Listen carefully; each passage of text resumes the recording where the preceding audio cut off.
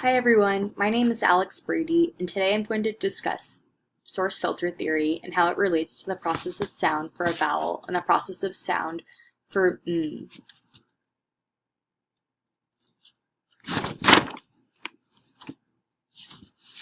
So first, what is source filter theory? I'm going to talk about how source filter theory was developed by a Swedish scientist, Gunnar Font, in 1960. This theory is a mechanism by which we can explain how sounds are made in our vocal tract.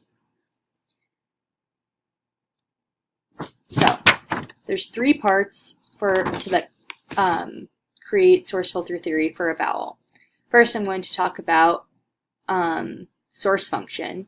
Source function is the sound from the glottis and the larynx before it is modified by any filters in the vocal tract. Transfer function represents the amplitude of the waves at each point in the vocal tract, and output function represents sound when it passes through the lips.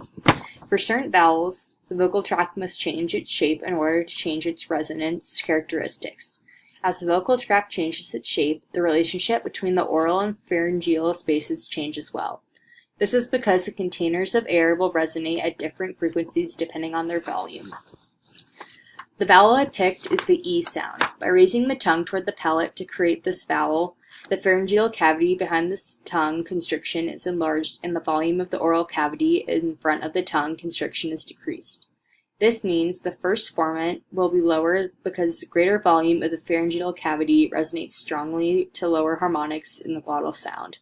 The second formant, F2, will then be higher due to the shorter length of the oral cavity, resulting in amplification of higher harmonics in the glottal sound.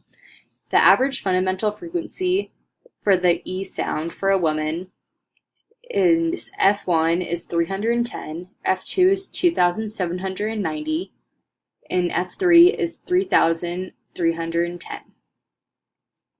So, for the N consonant sound, it contains a periodic glottal source. The energy, and by this I mean amplitude, being used is lower than vowels because nasal membranes absorb the sound. In this process, the oral tract is completely shut off, which creates antiformants. Antiformants are frequency regions in which the amplitudes of the sound signal are attenuated because the nasal cavities absorb energy from the sound waves. So this is my last slide, and courtesy to Dr. Mo for giving us this picture. It's just a visual representation of how the production of the E vowel and the production of the N sound differ. Thanks for watching, and I hope this video helps you better understand the process of source filter theory in a vowel and then for the N sound.